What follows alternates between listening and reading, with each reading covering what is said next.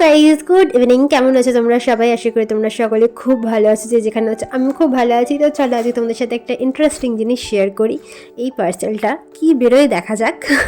আমি তো জানি, তো তোমাদের সাথে শেয়ার করি। চলো, এটা তো আমি অনেকদিন ধরে দেখি, বাট ফাইনালি একজনের ভরসায় আমি কিনতে পেরেছি। এই যে যিনি হাতে ধরে আছে, ওই আমাকে বললো যে কেন জিনিসটা ভালো হবে। তো ফাইনালি কিনে ফেলেছি। তো এবার চলো এটা সেটিং করা যাক। জিনিসটা কিসের দেখাবো তোমাদের। আশা করি তোমরা অনেকেই বুঝতে পারছো, যারা বুঝতে পারছো না তাদেরকে এখন দেখাই। চলো আগে আমি জিনিসটা সেট করে নিই, তারপরে একদম সেটিং করে তোমাদেরকে দেখাচ্ছি। ফাইনালি বুঝতে পারলে জিনিসটা কিসের? কি সুন্দর লাগছে জিনিসটা, আমার তো ভীষণ সুন্দর লেগেছে। আজকে এখন বাজে রাত্রি 10:30টার সময় আমি ব্লগ শুরু করছি, কারণ একজন চাউমিন খেতে চেয়েছে। তার মুখে ভালো মন্দ খাবার না উঠলেই তার মন খারাপ হয়ে যায়। সে ভালো মন্দ খাবার খেয়েই, মানে বাড়ির ভালো মন্দ খাবার খেয়ে আর কি ডায়েট করে। তার ডায়েট মানে তোমাদের আগেই বলেছি যে বাড়ির খাবার, বাড়ির সব রকম খাবার, তেল ঝাল মশলা সব কিছু বাইরেটা শিখতে হবে। তো তাই জন্য এখন অফিস থেকে আসার পর তাকে এই কাজে বসানো হয়েছে। এখন বাজে 10:30, আর কালকে যেহেতু 25 কেক বানাবো। আমরা বেশিরভাগ টাইমই কেক বাড়িতে বানিয়েই খাই। তো কেক বানাবো, আর কেকের জিনিসপত্র কিনতে গেছিলাম, তোমাদের দেখাই। ফাইনালি কেকের জন্য যা যা লাগবে সব তো নিয়ে চলে এসেছি। চেরি, তারপরে ওখানে টুটি ফুটি অ্যান্ড অল ড্রাই ফ্রুটস লাগে। আর এদিকে একদম ডিনারের জন্য রেডি করছে, আর একজন সমস্ত কিছু দেখতেই পাচ্ছ। আর এখানে আমি নুডলসটা সেদ্ধ করতে বসিয়ে দিয়েছি, আর এখানে চিকেনটাকেও ম্যাগনেট করে রেখে দিয়েছি লেবু, তারপরে ব্ল্যাক পেপার আর সল্ট দিয়ে। আর আরেকজনের সব কাটাকুটি হয়ে গেছে, সব দিয়েও দিয়েছে। তো চলো এবার কড়াইতে সমস্ত কিছু দিয়ে ফাটাফাট ফ্রাই করি। আর ওদিকেও যখন সব কিছু রেডি করছিল, আমি কিন্তু চিকেনটা আর এগটা ভালো করে ফ্রাই করে রেখে দিয়েছি।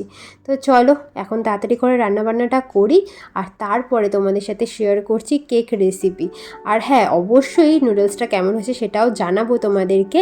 তার আগে একটা কথা বলি, এই নুডলসটা, মানে যে নুডলসটা আমি ইউজ করি, এটা কিন্তু আমার প্রচণ্ড ফেভারিট একটা নুডলস। এদিকে একজন আছে যার জন্য একটা স্পেশাল রেসিপি এখন রোজ হচ্ছে, সেটা যে একদম পছন্দ করে না, তাই প্রিপারেশন কি নিচ্ছি দেখো। নিম পাতাগুলো ছাড়াতে ছাড়াতে আমার খুব ছোটোবেলায় একটা কথা মনে পড়লো, তোমাদের সাথে শেয়ার করি। আমি ছোটোবেলায় যে বাড়িতে আগে থাকতাম, মানে আমাদের নিজেদেরই বাড়ি, সেই বাড়িতে বাড়ির দরজার সামনে একটা নিম গাছ ছিল। আর সেখানে তো প্রতিদিন প্রচুর নিম পাতা এরকম পড়ে থাকতো, ডাল শুদ্ধ। তো যখন ছোটোবেলায় নাক ফুটো করেছিলাম, তখন ওই ডাল শুকিয়েই নাকে পড়তাম। অবশ্য তোমাদেরও অনেকেই আশা করি এইভাবে নাক ছাবি পড়তে বা নাকের ফুটোটা জিইয়ে রাখতে, যাতে বন্ধ না হয়ে যায়। তো আমিও কিন্তু সেই দলে পড়ি। যাই হোক, এখানে দেখো নিম পাতা ছাড়ানো হয়ে গেছে, আর বাকি সমস্ত কিছু একদম রেডি। কিছুটা কাঁচামরিচ দিয়ে দিলাম কেটে, আর ব্ল্যাক পেপার আর ব্ল্যাক সস, মানে সোয়া সস যেটা, সেটা দিয়ে দিয়েছি। আর এদিকে নুডলসটা দেখো গরম জল থেকে একদম তুলে নিয়ে ভালো করে ছাড়িয়ে নিচ্ছি, যাতে আমার এটা মানে মিক্সড করতে একটু ইজি হয়। তো চলো তাড়াতাড়ি এবার মিক্সড করে নিই, আর তারপরে রিভিউটা দেখার জন্য তোমরা জাস্ট বসে থাকো। আর আমি তোমাদের বললাম না, এই নুডলসটা আমার প্রচণ্ড ফেভারিট। আর একজনের রিয়াকশান দেখেও বুঝতে পারবে যে এটা কতটা টেস্টফুল হয়। খাওয়ার স্টাইলটা দেখছো তোমরা, এবার রিভিউ স্টাইলটা তোমরা দেখো। Just joking. যাই হোক, ও মজা করছিল না, সিরিয়াসলি বলছিল, বাট এভাবে তোমাদের কাছে শেয়ার করছিল।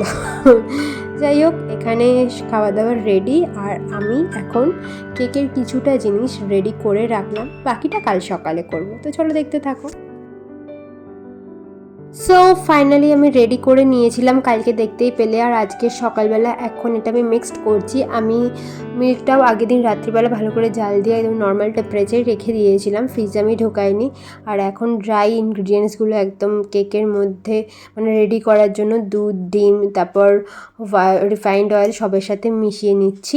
আর আমি না পুরোটা ভেবেছিলাম যে ভিডিও করব, বাট আমি ভিডিওটা করবো বলে ক্যামেরাটা সেটও করেছি, বাট ওটা ক্লিক করতে ভুলে গেছি। যাই হোক, তো এখন দেখো আমি প্রত্যেকটা জিনিস একদম মিশিয়ে নিয়েছি। আর এখন যা যা ড্রাই ইনগ্রিডিয়েন্টস আছে, মানে ড্রাই ফ্রুটসের, সেইগুলো সব মিশিয়ে নিচ্ছি।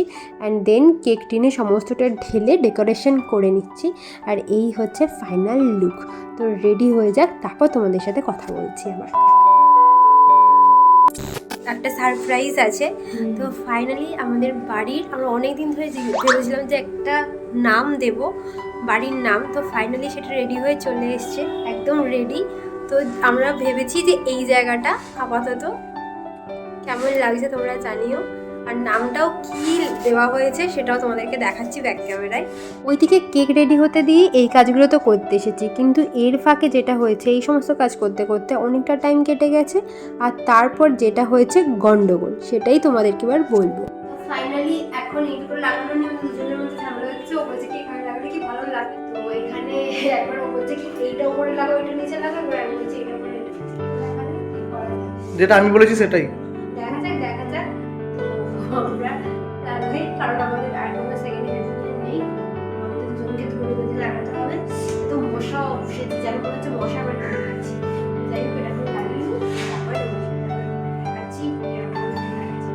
ওদিকে যেহেতু রান্না দিদি ছিলই, তাই জন্য ওদিকে আর আমি কিছু দেখিনি, এদিকেই কাজকর্ম করছিলাম।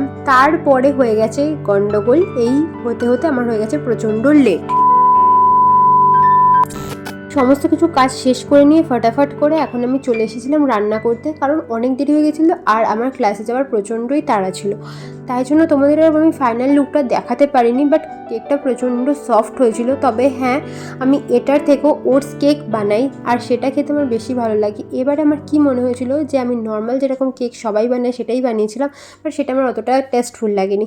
যাই হোক, কী আর করা যাবে, তোমাদের সাথে ফাইনাল লুকটা আমি শেয়ার করতে পারলাম না, ওটা আমার সত্যি খারাপ লাগলো। মানে আমি জাস্ট কেকটা রেখেছিলাম যে শেয়ার করবো, বাট যেহেতু দেরি হয়ে গেছে আমি ক্লাসে চলে গেছি, আর আসার সাথে সাথে বাড়িতে মানে সবাই মিলে ওটা খেয়েও নিয়েছে। আর তখন এতটাই মানে খাওয়াতে মশগুল ছিলাম, তোমাদের যে লাস্ট ক্লিপসটা আমি দেখাবো সেটা আর দেখাতে পারিনি। যাই হোক, সরি। তো চলো, এখানে রান্নাবান্না যেটুকু যা বাকি আছে এবং করে নিই, করে ঠরে নিয়ে এখানে টেবিলটাও পরিষ্কার করে নিচ্ছি, বিকজ খেতে বসার আগে টেবিলটার মধ্যে তো অনেক মানে সবজিপাতি কাটাকুটি হয়, সব নোংরা হয়ে যায়। সেই কারণে আমি টেবিলটা রোজ পরিষ্কার করে নিই খেতে বসার আগে, আর খাওয়ার পরে তো করতেই হবে, স্বাভাবিক ব্যাপার, কিন্তু খেতে বসার আগেও আমি করে নিই। আর আমাদের বাড়িতে যেহেতু কাঁসার থালায় খাওয়া হয়, সেগুলোও আমি রেডি করে নিলাম। আর চলো এবার ফটাফট আমি রান্নাটা কমপ্লিট করে খেতে তো বসবই, আর তার সাথে ওদিকে জলের বোতলগুলোও ভরে নেব। আর এই ব্লগটা এইটুকুই রাখবো, এর চেয়ে বেশি আমি আর বাড়াবো না, বিকজ এরপরে আমাকে প্রচণ্ড ছুটে ছুটে ক্লাস করাতে যেতে হবে, কারণ ওইদিকে গোছানো সাজানোর চক্করে এদিকে যে কটা বেজেছে সেটা আমি একদমই খেয়াল করতে পারিনি, আর সেই চক্করে আমার সমস্ত কিছু লেট হয়ে গেছে।